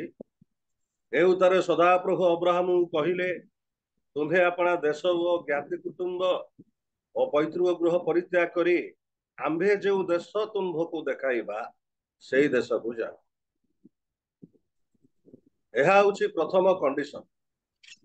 ଆଉ ଏଇ କଣ୍ଡିସନଟି ଏତେ ସହଜ ନୁହଁ ପାଳନ କରିବା ପାଇଁ। ଆଉ ଏପରି କଣ୍ଡିସନ ବା ଏପରି ସର୍ତ୍ତକୁ ଯେଉଁମାନେ ପାଳନ କରନ୍ତି ସେମାନଙ୍କ ଜୀବନରେ ପରମେଶ୍ୱରଙ୍କର ଆଶୀର୍ବାଦ ଥାଏ। ପ୍ରିୟ ମୋର ବନ୍ଧୁଗଣ, ବିଶ୍ୱାସୀ ମାନଙ୍କର ପିତା ହଉଛନ୍ତି ଅବ୍ରାହମ। ପ୍ରତ୍ୟେକ ବିଶ୍ୱାସୀଙ୍କ ପକ୍ଷରେ, ପ୍ରତ୍ୟେକ ପ୍ରଭୁଙ୍କ ଲୋକମାନଙ୍କର ଜୀବନରେ ଏପରି ବିଶ୍ୱାସ ଥିବା ଆବଶ୍ୟକ ରହିଛି ଯାହାକି ତା ଜୀବନରେ ସେ ତ୍ୟାଗ କରିପାରିବ। ଆପଣ ଯେବେ କିଛି ବିଷୟ ତ୍ୟାଗ କରିବେ ନାହିଁ ପ୍ରଭୁଙ୍କ ପାଇଁ, ଆପଣ ପ୍ରଭୁଙ୍କର ଆଶୀର୍ବାଦକୁ ଲାଭ କରିପାରିବେ ନାହିଁ। ପ୍ରଭୁଙ୍କର ସେବା କରିବା ପାଇଁ ତ୍ୟାଗ ନିତାନ୍ତ ଆବଶ୍ୟକ ରହିଛି। ତେବେ ଏଇଠି ଆମେ ଦେଖୁଛୁ ପ୍ରଥମ କଣ୍ଡିସନ, ତୁମେ ନିଜର ଦେଶ, ଜ୍ଞାତି, କୁଟୁମ୍ବ ସବୁ ତ୍ୟାଗ କରି ଆମ୍ଭେ ଯେଉଁ ଦେଶକୁ ଦେଖାଇବା ସେଇ ଦେଶକୁ ତୁମେ ଯାଅ। ଆଉ ସେଠି ଆମେ ତୁମକୁ କଣ କରିବା? ମହାଗୋଷ୍ଠୀ କରିବା, ତୁମକୁ ଆଶୀର୍ବାଦ କରିବା। ଯେଉଁମାନେ ତୁମକୁ ଆଶୀର୍ବାଦ, ତୁମେ ଯାହାକୁ ଆଶୀର୍ବାଦ କରିବ ସେ ଆଶୀର୍ବାଦ ପାଇବେ। ଯେଉଁମାନେ ତୁମକୁ ଅଭିଶାପ ଦେବେ ସେମାନେ ଅଭିଶାପ ପାଇବେ। ଆଉ ତୁମର ବଂଶକୁ ଆମେ ଆଶୀର୍ବାଦ କରିବା। ଏ ସମସ୍ତ କଥା ପରମେଶ୍ୱର ଅବ୍ରାହମକୁ କହୁଛନ୍ତି। ପ୍ରିୟ ମୋର ବନ୍ଧୁଗଣ, ବାଇବେଲରେ ଯଦି ଆପଣ ଦେଖିବେ, ପ୍ରଥମ ବ୍ଲେସିଂ, जो ब्लेसिंगटा जड़े व्यक्ति पाए से कौन पाए ना जड़े व्यक्ति ब्लेसिंगटा पाए ना बाइबल रे आप देखिए वंशधर को ब्लेसिंग करवा परमेश्वर तांकर ब्लेसिंग रे वंशधर को बा आपणक ठारू एक गोष्ठी को उत्पन्न करवा सेटा हूँ ब्लेसिंग। हुए तो आदि पुस्तक 1:27 पदरे से कथा लेखा अच्छी टिके पढ़ा।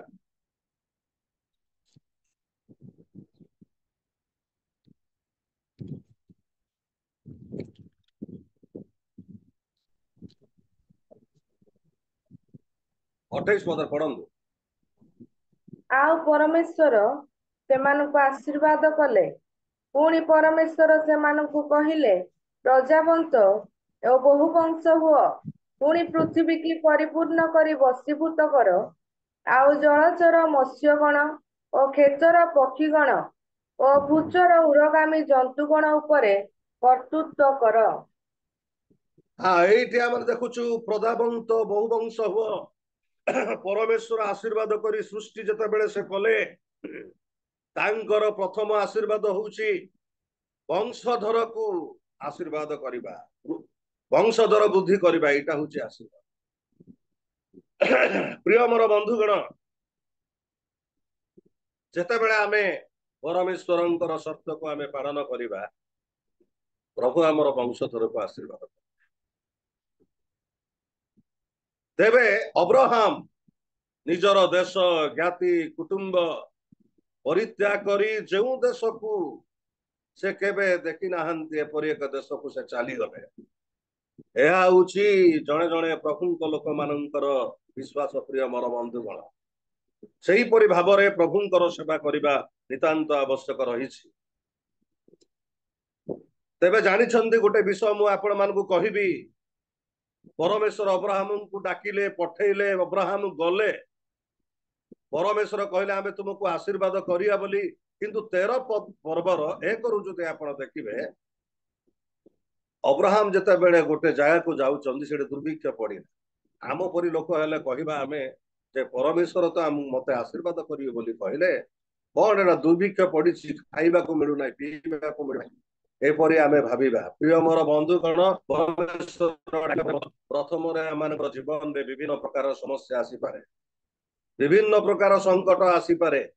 तन्मध्य देई आमानकु जीवाको हबो, तेबे ईश्वरंकर आशीर्वाद को आमानकर जीवन रे लाभ करि परिबा।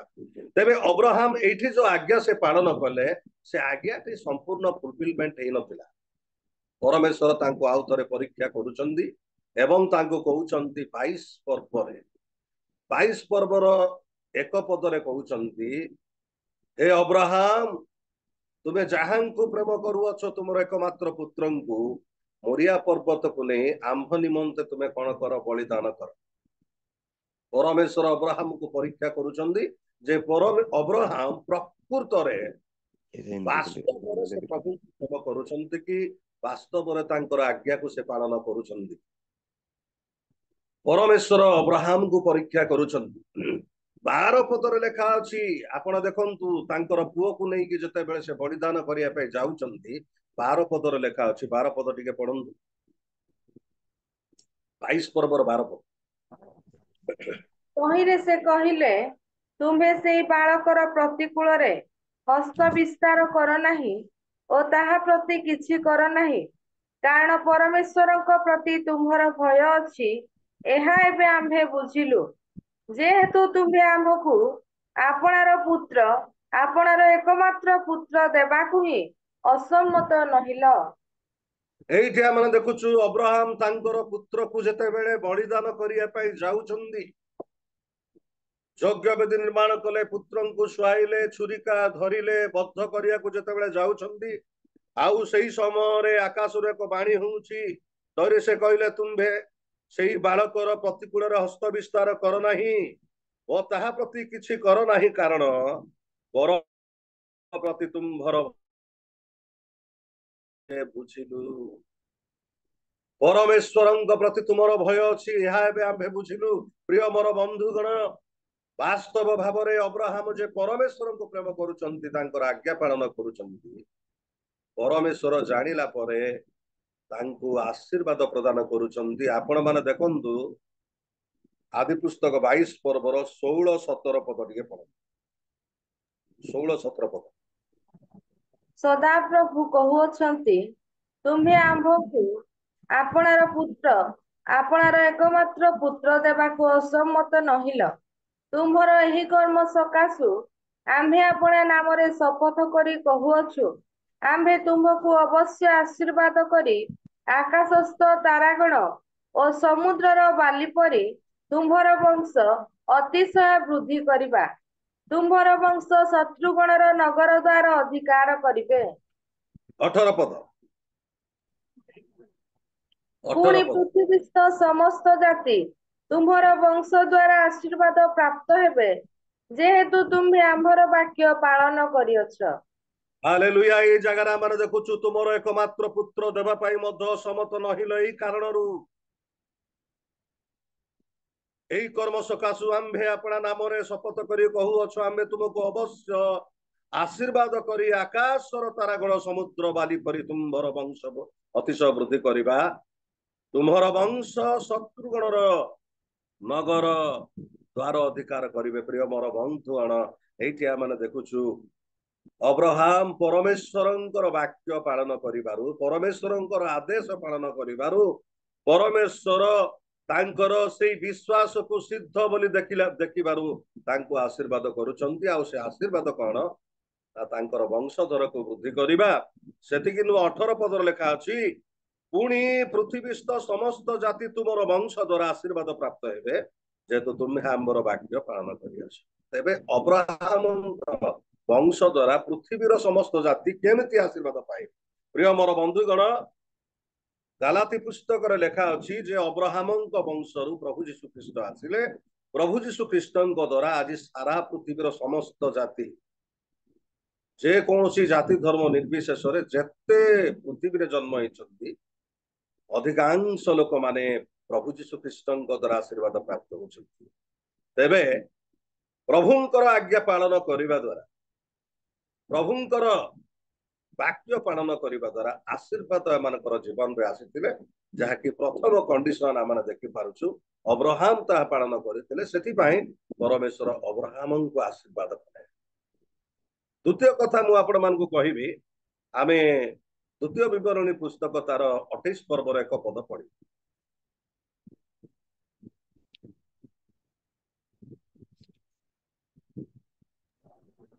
ମୁଁ ଆଜି ସଦାପ୍ରଭୁ ତୁମ୍ଭ ପରମେଶ୍ୱରଙ୍କର ଯେ ଆଜ୍ଞା ତୁମ୍ଭକୁ ଆଦେଶ କରୁଅଛି, ସେ ସବୁ ମାନିବା ପାଇଁ ଓ କରିବା ପାଇଁ ଯେବେ ତୁମ୍ଭେ ତାହାଙ୍କର ପରେ ଯତ୍ନପୂର୍ବକ କର୍ଣ୍ଣପାତ କରିବ, ତେବେ ସଦାପ୍ରଭୁ ତୁମ୍ଭ ପରମେଶ୍ୱର ପୃଥିବୀସ୍ଥ ସମସ୍ତ ଦେଶୀୟ ଲୋକଙ୍କ ଅପେକ୍ଷା ତୁମ୍ଭକୁ ଶ୍ରେଷ୍ଠ କରିବେ।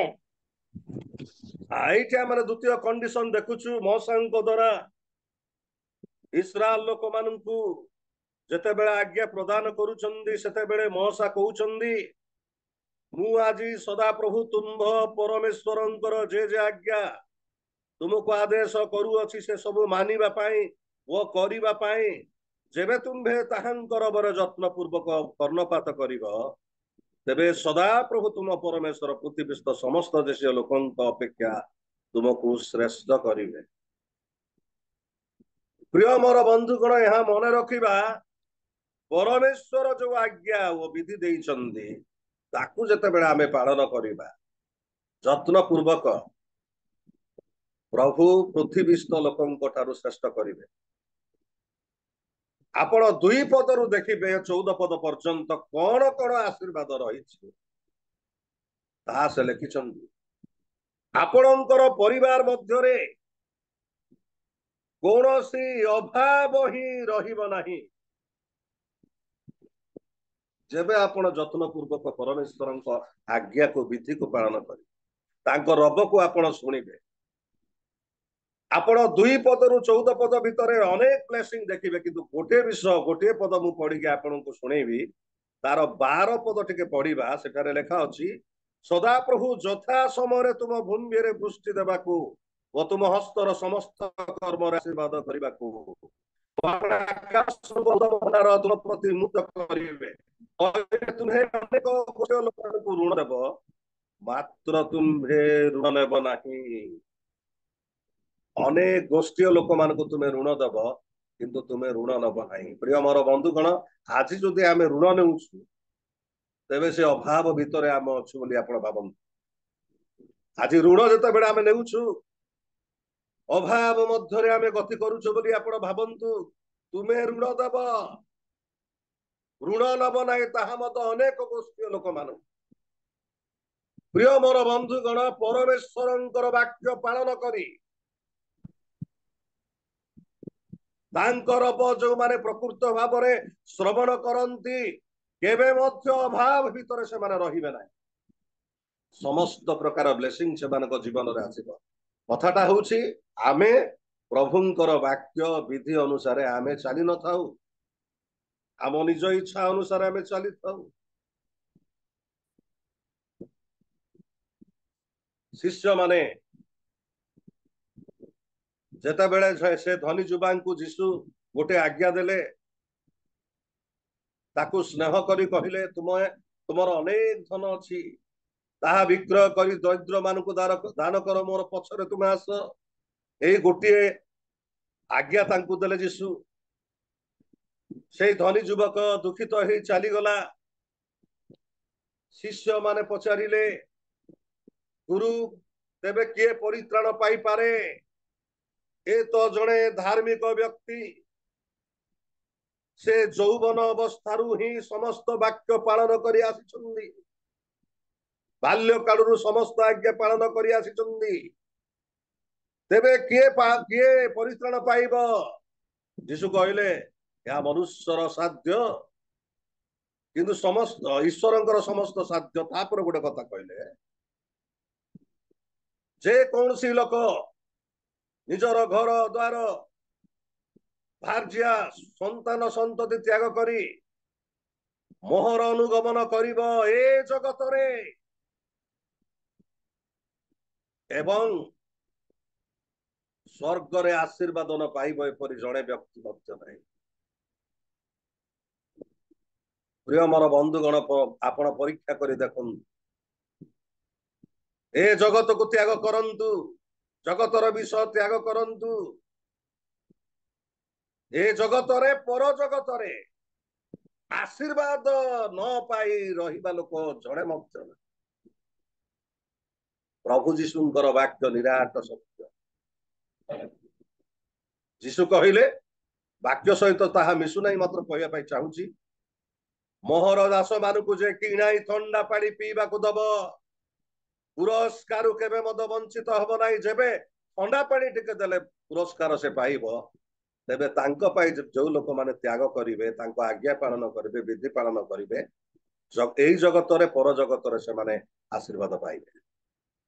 ପ୍ରିୟ ମୋର ବନ୍ଧୁଗଣ, ପ୍ରଭୁଙ୍କର ରବକୁ ଯତ୍ନପୂର୍ବକ ଯୋଉମାନେ ପାଳନ କରିବେ, ସବୁ ପ୍ରକାର ବ୍ଲେସିଂ ସେମାନଙ୍କର ଜୀବନରେ ସେମାନେ ପ୍ରାପ୍ତ ହେବେ। ଦ୍ୱିତୀୟ ବିବରଣୀ 28 ପର୍ବର 1 ପଦକୁ ଯତ୍ନପୂର୍ବ ଭାବରେ ଯୋଉମାନେ ପାଳନ କରିବେ, 2 ପଦରୁ 14 ପଦ ଭିତରେ ଯେତେ ବ୍ଲେସିଂ ରହିଛି, ସେ ସମସ୍ତ ଆଶୀର୍ବାଦ ତା ଜୀବନରେ ଆସିବ।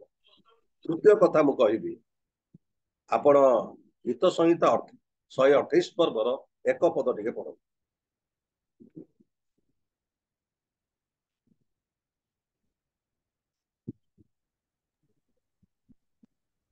ଯେଉଁମାନେ ସଦାପ୍ରଭୁଙ୍କୁ ଭୟ କରନ୍ତି ଓ ତାହାଙ୍କ ପଥରେ ଚାଲନ୍ତି, ସେମାନଙ୍କର ପ୍ରତ୍ୟେକ ଲୋକ ଧନ୍ୟ।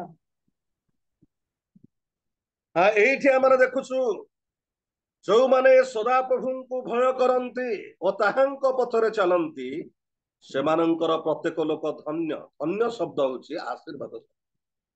ପ୍ରଭୁଙ୍କୁ ଭୟ କରିବା ଲୋକମାନେ, ତାଙ୍କ ପଥରେ ଚାଲିବା ଲୋକମାନେ ଧନ୍ୟ, ଅର୍ଥାତ୍ ସେମାନେ ଆଶୀର୍ବାଦର ପାତ୍ର ପାତ୍ରୀ।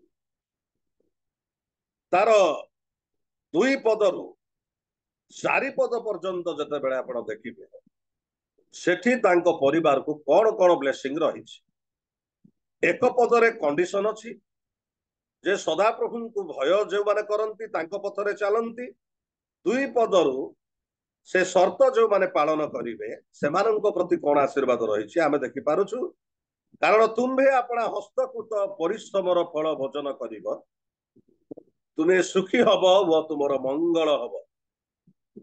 ତୁମ୍ଭର ଭାର୍ଯ୍ୟା ତୁମ ଗୃହର ଅନ୍ତପୁରରେ ଫଳବତୀ ଦ୍ରାକ୍ଷଲତା ତୁଲ୍ୟ ହବ। ତୁମର ସନ୍ତାନ ମାନେ ତୁମ ମେଜର ଚାରିଆଡେ ଜିତ ବୃକ୍ଷର ଚାରା ପରି ହେବେ।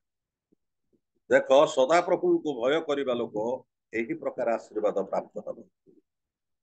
ପ୍ରିୟ ମୋର ବନ୍ଧୁଗଣ, ହସ୍ତକୃତ କର୍ମରେ ପ୍ରଭୁ ଆଶୀର୍ବାଦ କରିବେ। ତୁମ୍ଭେ ସୁଖୀ ହବ। ଆଜି ଅନେକ ପରିବାରରେ ଅନେକ ଧନ ସମ୍ପତ୍ତି ଥିଲେ ମଧ୍ୟ ସୁଖୀ ନୁହନ୍ତି। ବିଭିନ୍ନ ପ୍ରକାର ରୋଗ ନାର ଲାଗିଥାଏ ପରିବାର ମଧ୍ୟରେ ଏବଂ ପୁଅ ଝିଅ ମାନେ ଅବାଧ୍ୟ ହୁଅନ୍ତି। ବିଭିନ୍ନ ପ୍ରକାର ସମସ୍ୟା ପରିବାର ମଧ୍ୟରେ ଥାଏ। କିନ୍ତୁ ଯୋଉ ପରିବାର ପ୍ରଭୁଙ୍କୁ ଭୟ କରନ୍ତି, ତାଙ୍କ ପଥରେ ଚାଲନ୍ତି, ସେମାନେ ସୁଖୀ ହେବେ, ସେମାନଙ୍କର ମଙ୍ଗଳ ହବ। ତୁମର ଭାର୍ଯ୍ୟା ତୁମ ଗୃହର ଅନ୍ତପୁରରେ ଫଳବତୀ ଦ୍ରାକ୍ଷଲତା ତୁଲ୍ୟ ହବ।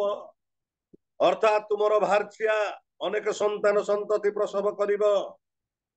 ଆଉ ଯେତେବେଳେ ତୁମେ ଡାଇନିଂ ଟେବୁଲରେ ବସିବ, ଭୋଜନ କରିବ, ସେତେବେଳେ ଜିତ ବୃକ୍ଷର ଚାରା ପରି ଚାରିଆଡେ ସେମାନେ ବସିକି ଭୋଜନ ପାନ କରିବେ। କେତେ ଆନନ୍ଦର ବିଷୟ।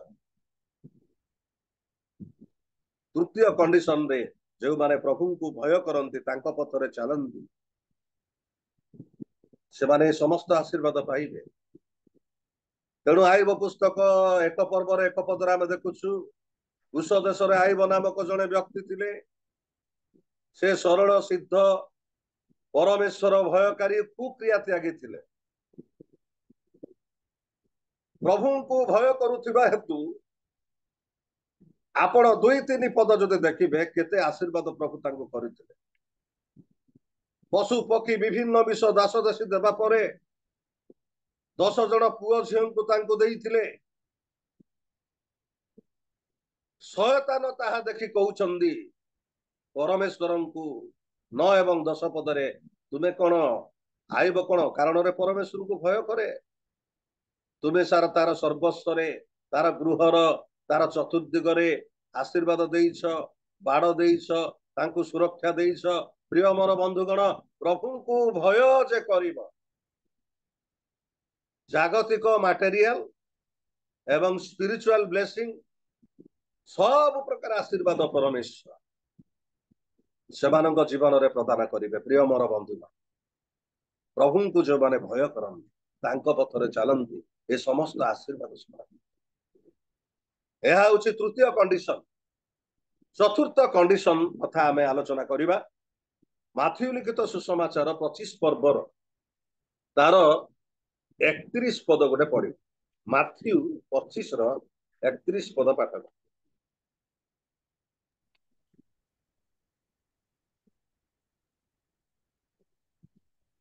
ମନୁଷ୍ୟ ପୁତ୍ର ଯେତେବେଳେ ସମସ୍ତ ଦୂତଙ୍କ ସହିତ ସ୍ୱମହିମାରେ ଆଗମନ କରିବେ, ସେତେବେଳେ ସେ ଆପଣା ଗୌରବମୟ ସିଂହାସନରେ ଉପବେଶନ କରିବେ। 32 ପଦ ପଢ। ପୁଣି 32 ତାହାଙ୍କ ସାଙ୍ଗରେ ସମସ୍ତ ଜାତି ଏକତ୍ର କରାଯିବେ। ଆଉ ମେଷପାଳକ ଯେପରି ଛାଗଠାରୁ ମେଷ ପୃଥକ କରେ, ସେହିପରି ସେ ସେମାନଙ୍କୁ ପରସ୍ପର ଠାରୁ ପୃଥକ କରିବେ। ମେଷମାନଙ୍କୁ ଆପଣା ଦକ୍ଷିଣ ପାର୍ଶ୍ୱରେ ଓ ଛାଗମାନଙ୍କୁ ବାମ ପାର୍ଶ୍ୱରେ ରଖିବେ। ସେତେବେଳେ ରାଜା ଆପଣା ଦକ୍ଷିଣ ପାର୍ଶ୍ୱସ୍ଥ ଲୋକଙ୍କୁ କହିବେ, ଆସ, ମୋହର ପିତାଙ୍କ ଆଶୀର୍ବାଦର ପାତ୍ର ମାନେ ତୁମାନଙ୍କ ନିମନ୍ତେ ଜଗତର ପତନାବତୀ जो राज्य प्रस्तुत करा जाई अछि सेतर अधिकारी हुआ कारण मु क्षुधित थिली तुम्हें माने मते भोजन करने देल दूषित थिली मते पान करने देल प्रवासी थिली मते आश्रय देल उलंग थिली मते वस्त्र परिधान कराइल पीड़ित थिली मते संखलिल कारागार रे थिली मो निकट को आसिल सेतिरे धार्मिक माने ताहांकु उत्तर देबे हे प्रभु केबे आम्हे माने आपणଙ୍କୁ क्षुधित देखि आहार देलु बा तृषित देखि पान କରିବାକୁ देलु अबा केबे आपणଙ୍କୁ प्रवासी देखि आश्रय देलु किबा उलंग देखि वस्त्र परिधान कराइलु आउ केबे आपणଙ୍କୁ पीड़ित बा काराग्रस्त देखि आपणଙ୍କ निकटକୁ गलु पुଣି राजा सेମାନଙ୍କୁ उत्तर देबे ମୁଁ ତୁମାନଙ୍କୁ ସତ୍ୟ କହୁଅଛି ତୁମେ ମାନେ ମୋହର ଏଇ କ୍ଷୁଦ୍ରତମ ଭାତୃବୃନ୍ଦଙ୍କ ମଧ୍ୟରୁ ଜଣକ ପ୍ରତି ଏହା କରିଥିବାରୁ ମୋ ପ୍ରତି ହିଁ ତାହା କରିଅଛ प्रिय मोर बंधुगण एठी आमने देखुछु प्रभु जीशु ख्रीस्ट जेते बेले द्वितीय आगमन करिवे गौरवमय सिंहासन रे से उपवेशन करिवे तेबे पृथ्वीर समस्त जाति को दुई भाग करा जिवो आउ से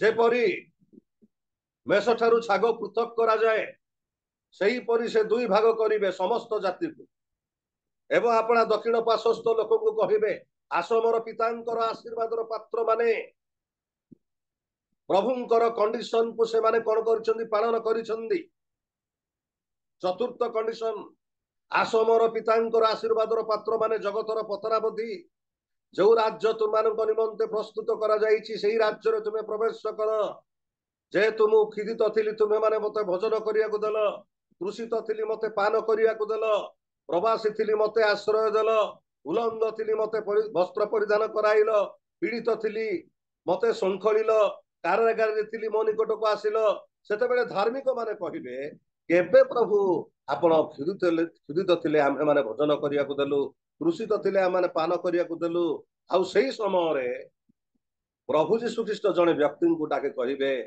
एई क्षुद्रतम भातृवृंदଙ୍କ ମଧ୍ୟରୁ जनक प्रति करिथिबारु मो प्रति ही ताहा करिअछ प्रिय मोर बंधुगण जड़े व्यक्ति को जेते बेले क्षुधित थिबा समय रे आहार तृषित थिबा समय रे जलपान करिबा पाई देबा वस्त्र नथिबा समय रे वस्त्र देबा कारागार रे थिबा लोकन को जाई कि संखलिबा ए समस्त कार्य जेते बेले आमानकर जीवन रे थिबा ईश्वर राज्य रे प्रवेश करिबार आशीर्वाद आमे प्राप्त से अनंत राज्य रे प्रवेश करिबार आमाने से अधिकार प्राप्त होइता यह होची चतुर्थ कंडीशन तेबे एही घटनार प्रकृत विषयटी मु आपण मानकु कहि एठी जो द्वितीय आगमन जेते बेले हबो आउ सेते बेले परमेश्वर जिहुदी लोक मानकु आउ सारा गोष्ठीर लोक मानकु कोन करिवे विचार करिवे सर्वजातीय लोक मानकु विचार करिवे से आउ विशेष करी से जिहुदी लोक मानक सपक्ष रे से विचार करी सारा पृथ्वीर अन्य जातिर लोक माने गोटे साइड रहिबे जिहुदी लोक माने गोटे साइड रहिबे सेमानंको विषय जिहुदी लोक मानकर विषय नै कि से विचार करिवे काहे कि जिहुदी लोक मानको विषय को नै कि से विचार करिवे जेहेतु एई पृथ्वी रे 7 वर्ष महाक्लेश हबो ए 7 वर्ष महाक्लेश समय रे विशेष करी एंटीक्राइस्ट जिहुदी लोक मान को आक्रमण करे जिहुदी लोक माने सारा पृथ्वी रे छिन्न भिन्न हेइ छि छिन्न भिन्न जते बेले हेइ जिवे सेते बेले सेही जिहुदी लोक मान को पृथ्वी रो विभिन्न देशर लोक माने सेमान को जते बेले आतिथ्य करिवे प्रेम करिवे सहाय्य करिवे जेमिति कि दंगा हेले लोक माने विभिन्न स्थान को चली जांती आउ से दंगारे आसीथिबा प्रपीड़ित लोक मान को लोक माने सहाय्य करंती सेही परि भाबरे पृथ्वीर अन्य जाति लोक माने जते बेले सहाय्य करिथिबे जिहुदी लोक मान को आउ सेते बेले यीशु एही विचार रे से कहिबे एही मोर क्षुद्र भातृवृंदଙ୍କ प्रति करिथिबा जेतु जिहुदी लोक माने यीशुंकर प्रकृत भातृ माने भाई आमे जे तांकर भाई नुह से कथा नुह आमे भी नूतन जिहुदी किंतु प्रकृत जिहुदी लोक मान होचंदी यीशुंकर भाई मान କାହିଁକି ଆପଣ ଯଦି ଜହନ ଲିଖିତ ସୁସମାଚାର ତାର 20 ପର୍ବର 17 ପଦ ପଢିବେ, ସେଠି ଗୋଟେ କଥା ଲେଖା ଅଛି, ମଗଦଲନୀ ମରିୟମକୁ ଯୀଶୁ କହିଲେ, ଆଗ ମରିୟମ ମତେ ଧରି ରଖ ନାହିଁ, ମୁଁ ମୋର ପିତାଙ୍କ ନିକଟକୁ ଆରୋହଣ କରୁଅଛି, ମୋହର ପିତା ତୁମର ପିତା, ମୋହର ଈଶ୍ୱର ତୁମର ଈଶ୍ୱରଙ୍କ ନିକଟକୁ ଆରୋହଣ କରୁଅଛି। ତୁମେ ଯାଇକି ମୋର ଭାଇମାନଙ୍କୁ କୁହ, ମୁଁ ଗାଲିଲିରେ ସେମାନଙ୍କୁ ଦେଖାଦେବି। ଯୀଶୁ ତାଙ୍କର ଶିଷ୍ୟମାନଙ୍କୁ ମୋହର ଭାଇ ବୋଲି କହୁଛନ୍ତି। ତୁମେ ଯାଇକି ମୋର ଭାଇମାନଙ୍କୁ କୁହ। ପ୍ରିୟ ମୋର ବନ୍ଧୁଗଣ, ଜିହୁଦୀ ଲୋକମାନେ ହଉଛନ୍ତି ପ୍ରକୃତରେ ତାଙ୍କର ଭାଇ। ଯେହେତୁ ସେ ଜିହୁଦୀ ଜାତି, ତେଣୁ ଅନେକ ଧାର୍ମିକ ଲୋକମାନେ ସେତେବେଳେ ଆଣ୍ଟିକ୍ରାଇଷ୍ଟରୁ ରକ୍ଷା ପାଇବା ପାଇଁ ପୃଥିବୀର ବିଭିନ୍ନ ସ୍ଥାନରେ ସେମାନେ ଲୁଚିକି ରହିବେ। ସେହି ସମୟରେ ଅନ୍ୟ ବିଜାତୀୟ ଲୋକମାନେ ସେମାନଙ୍କୁ ଯେତେବେଳେ ଖାଇବା ପାଇଁ ଆହାର ଦେବେ, ପିନ୍ଧିବା ପାଇଁ ବସ୍ତ୍ର ଦେବେ, ସମସ୍ତ ଦାୟିତ୍ୱ ସେମାନଙ୍କୁ ନେବେ, ଆଉ ସେଇ ଲୋକମାନଙ୍କୁ ଯୀଶୁ କହିବେ, ଏଇ କ୍ଷୁଦ୍ରତମ ଭ୍ରାତୃବୃନ୍ଦଙ୍କ ପ୍ରତି କରିଥିବାରୁ ମୋ ପ୍ରତି ହିତା କରିଅଛି। ପ୍ରିୟ ମୋର ବନ୍ଧୁଗଣ, ଏବେ ମଧ୍ୟ ଆମେ ଯଦି କୌଣସି ବ୍ୟକ୍ତିଙ୍କୁ ଏପରି ପରିସ୍ଥିତି ଭିତରେ ପଡିଥିବା ଲୋକମାନଙ୍କୁ ସାହାଯ୍ୟ କରିବା, ତେବେ ଆମ ପାଇଁ ସ୍ୱର୍ଗ ରାଜ୍ୟ ଖୋଲା ରହିବ। ଏହା ହଉଛି ଚତୁର୍ଥ କଣ୍ଡିସନ। ତେବେ ପ୍ରଭୁ ଆମମାନଙ୍କୁ ଆଶୀର୍ବାଦ କରନ୍ତୁ। ଆମେ 4ଟି କଣ୍ଡିସନ ବିଷୟ ଦେଖିଲୁ। ପ୍ରଥମର, ଅବ୍ରାହମକୁ ପରମେଶ୍ୱର କହିଲେ, ତୁମ ନିଜର ଦେଶ, ଜ୍ଞାତି, କୁଟୁମ୍ବ ତ୍ୟାଗ କରି ଯେତେବେଳେ ତୁମେ ଯିବ, ଆମେ ଯୋଉ ଦେଶ ଦେଖାଇବା ସେ ସ୍ଥାନକୁ, ଆମେ ତୁମକୁ ଆଶୀର୍ବାଦ କରିବୁ। ଦ୍ୱିତୀୟ କଣ୍ଡିସନ, ଇସ୍ରାଏଲ ଲୋକମାନଙ୍କୁ କହିଲେ, ତୁମେ ଯେବେ ଆମ ରବ ଶୁଣିବ, ଏହି ସମସ୍ତ ଆଶୀର୍ବାଦ ଆମେ ତୁମକୁ ଦେବୁ। ତୃତୀୟରେ, ଗୀତ ସଂହିତା 128 ପର୍ବରେ ଯୋଉମାନେ ପ୍ରଭୁଙ୍କୁ ଭୟ କରନ୍ତି, ତାଙ୍କ ପଥରେ ଚାଲନ୍ତି, ସମସ୍ତ ପ୍ରକାର ଆଶୀର୍ବାଦ ସେମାନଙ୍କ ଜୀବନରେ ପାଇବେ। ଚତୁର୍ଥରେ, ଆମେ ଦେଖୁଛୁ ଗୌରବମୟ ସିଂହାସନରେ ଯୀଶୁ ଯେତେବେଳେ ଉପବେଶନ କରିବେ, ଆଉ ସେତେବେଳେ ଯୋଉମାନେ ଏପରି ବ୍ୟକ୍ତିମାନଙ୍କୁ ସାହାଯ୍ୟ କରିଥିବେ, ସେମାନେ ସ୍ୱର୍ଗ ରାଜ୍ୟରେ ପ୍ରବେଶ କରିବାର, ଅନନ୍ତ ଜୀବନ ପ୍ରାପ୍ତ ହେବାର ଆଶୀର୍ବାଦକୁ ସେମାନେ ଲାଭ କରିବେ। ପ୍ରଭୁ ଅଳ୍ପ ବାକ୍ୟରେ ଆମମାନଙ୍କୁ ଆଶୀର୍ବାଦ କରନ୍ତୁ। ସମସ୍ତଙ୍କୁ ମୋର ନମସ୍କାର।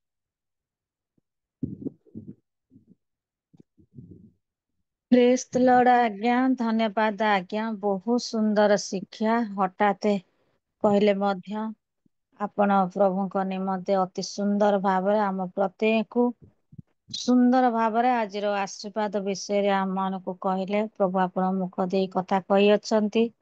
ବାସ୍ତବରେ ପରମେଶ୍ୱରଙ୍କୁ ଆମେ ଯେତେ ଭୟ କରିବା, ଆମମାନେ ସେତେ ଆଶୀର୍ବାଦରେ ପରିପୂର୍ଣ୍ଣ ହବା। ତେଣୁକରି ଉତ୍ତମ ଶିକ୍ଷା ନିମନ୍ତେ ରିଏଲ ମିନିଷ୍ଟ୍ରି ପୁରା ପରିବାର ତରଫରୁ ଆପଣଙ୍କୁ ବହୁତ ବହୁତ ଧନ୍ୟବାଦ। ଆସନ୍ତୁ ଏ ସମୟରେ ପୁନର୍ବାର ମଧ୍ୟ ପ୍ରଭୁଙ୍କର ଦାସକୁ ଆମମାନେ ଉଞ୍ଚ କରତାଳି ଦେଇ ସୁନ୍ଦର ବାକ୍ୟ ନିମନ୍ତେ ଆମମାନେ ଧନ୍ୟବାଦ ଜଣାଇବା।